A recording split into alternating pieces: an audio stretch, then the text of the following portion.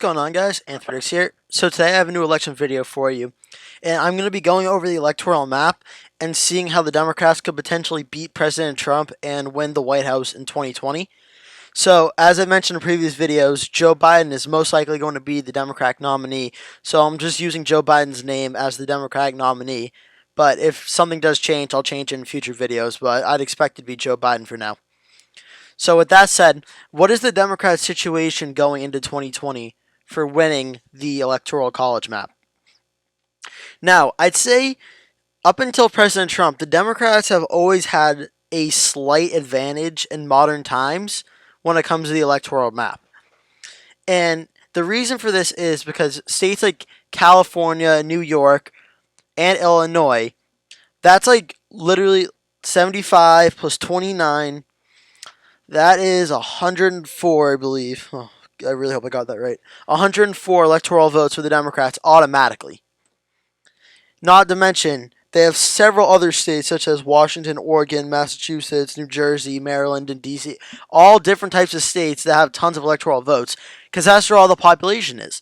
The more population of a state, typically the higher the population, the more Democratic they are. The exception to this is Florida and Texas and North Carolina, but those states are always competitive and are becoming more and more competitive in every election. But nevertheless, the Democrats typically start off with an advantage, but President Trump being the incumbent president, usually the incumbent starts off with an advantage. So what I have right now is I have the bare minimum I see for both candidates. I think President Trump will get at least 164, and I think Joe Biden will get at least 203. Now, I say at least because I have a lot of states here labeled toss-up. 171 electoral votes are toss-ups. I don't think all of these are toss-ups. I just want to show you how wide open this election could potentially be. Because based off just the last few elections alone, we know Virginia is pretty much in the likely column for the Democrats now. It's been trending since the Democrats' way ever since Obama in 2008, since he won it. It's been trending Democrat ever since. And then we also know states like Texas, Georgia, and Arizona have gotten closer and more Democratic over the last 20 years and have been starting to trend away from the Republicans. However, that being said, demographics change, so they've changed for the Republicans' benefit as well. The Rust Belt, Wisconsin, Michigan, Pennsylvania, Ohio, Iowa, Minnesota, they have been trending more to the Republicans and away from the Democrats. So it's interesting how the South is getting more, or not the South, but like the, what's it called? The Sun Belt is getting more Democrat. The Rust Belt is getting more Republican. And we're going to see this because, it's 2020. In 2040, the electoral map is going to look totally different than how it is right now. Because the census will be different, there'll be a different number of electoral votes, populations will change, demographics will change. So it's going to be different. It's going to change. But in 2020, we already know that Joe Biden is going to get 203. Colorado right now starts off in the lean column for Joe Biden. It's like Virginia. It's been trending blue. Republicans have had a little success here and there. For instance, Cory Gardner. But Cory Gardner is likely to get voted out now in 2020. So Colorado likely starts off in the lean Dem column. The state of Nevada, I would start off in Nevada in the lean Dem column. President Trump's approval rating in Nevada prior to all this stuff, for instance, when Kavanaugh was going on, President Trump's approval rating in Nevada is higher in Nevada than a lot of the other swing states. However, the actual voters in Nevada itself, the polls always overvalue Republicans. I know that's something I've been burned on making mistakes on every once in a while, where I'd see Nevada polls being like, oh, look at that, the Republican's going to win. The Democrat wins by 6 points. The polls always favor Republicans in Nevada. So I would put Nevada as a lean Democratic state to start off, and that would get Joe Biden to 218.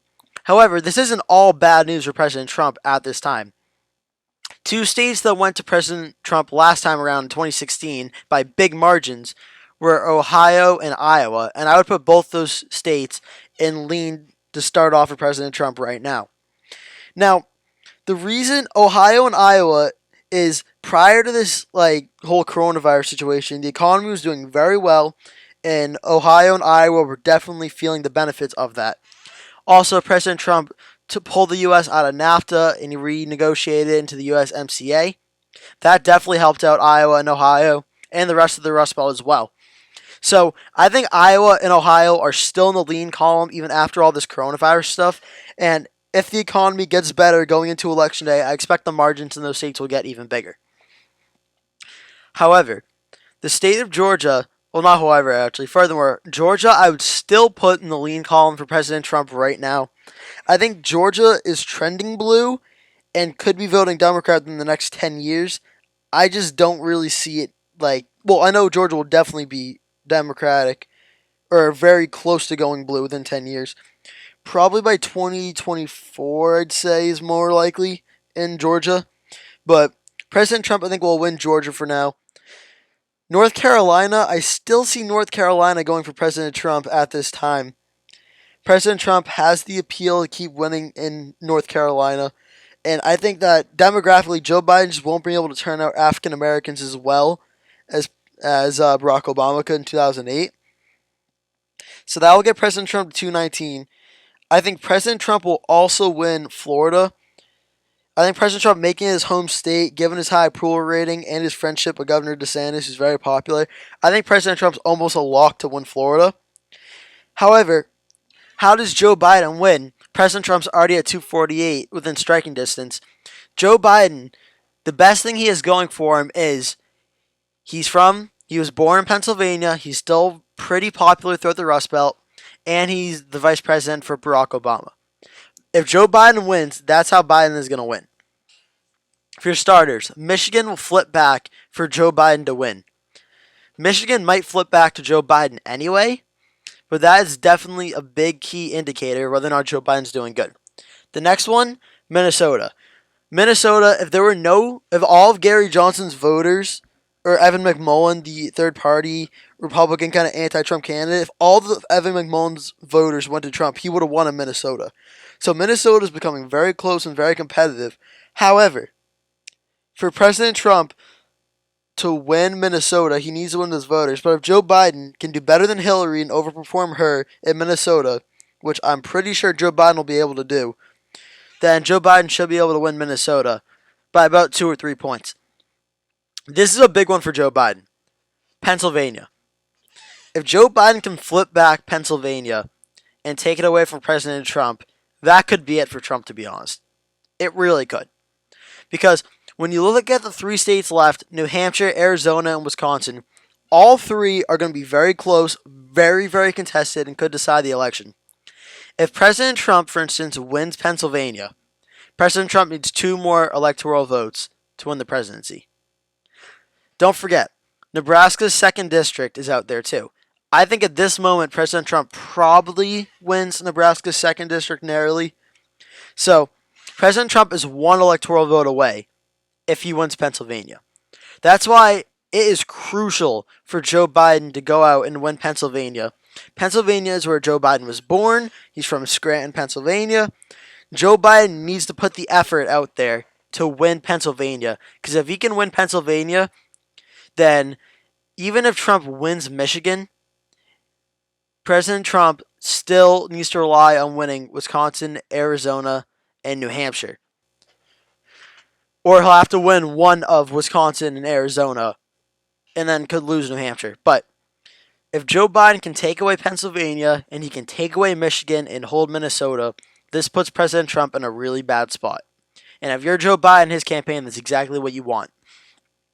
Based on trends and data alone, I would say New Hampshire would probably go to Joe Biden at this time. President Trump got more turnout than Joe Biden in the primary. However, the primary isn't always the key indicator, considering that election time comes around. It's going to be interesting to see how the economy is doing and how people in New Hampshire view President Trump. Polling data is always changing. President Trump could win New Hampshire, but with the Obama-Biden coalition going, it's more likely Biden would probably win the state of New Hampshire. And then it comes down to Wisconsin and Arizona. Now, this is interesting. For Biden to win, I would say of these 2 states, the likely scenario is, honestly, I'm not even sure. Arizona voted for Kirsten Sinema over Martha McSally in the midterms. However, President Trump is more highly approved of in the state of Arizona than Martha McSally is. In the state of Wisconsin, Wisconsin's been trending red in every presidential election, I'm pretty sure, since Obama took office. It's been trending to the right. And President Trump winning it in 2016, his approval rating is very high in Wisconsin. And his job approval is doing very, very well. And it's hard to see President Trump losing the state of Wisconsin or the state of Arizona, to be honest. But for the sake of this video, I think Joe Biden would probably be better off winning Wisconsin and President Trump winning Arizona. That would get Biden 278 to Trump's 260. However, let's just say Trump wins Wisconsin. This is why it's crucial for Biden to try and win back the Rust Belt.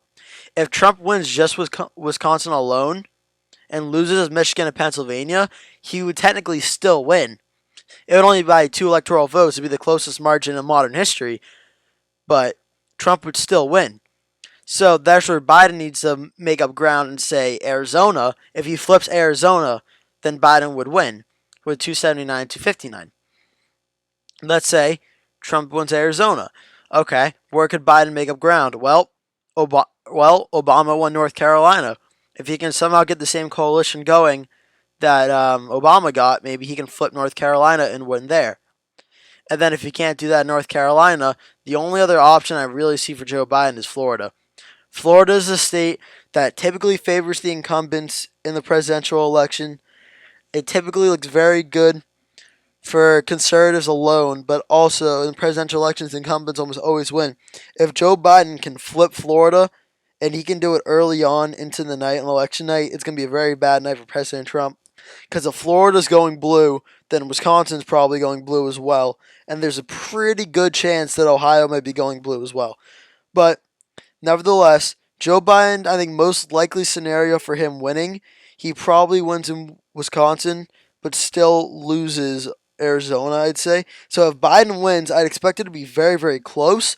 But without a doubt, Biden can win. The map is definitely there for Biden to win in 2020. So this has kind of been a longer video, but if you stuck to the end, thank you so much for watching. Please like and subscribe for more content, and I'll see you in the next video.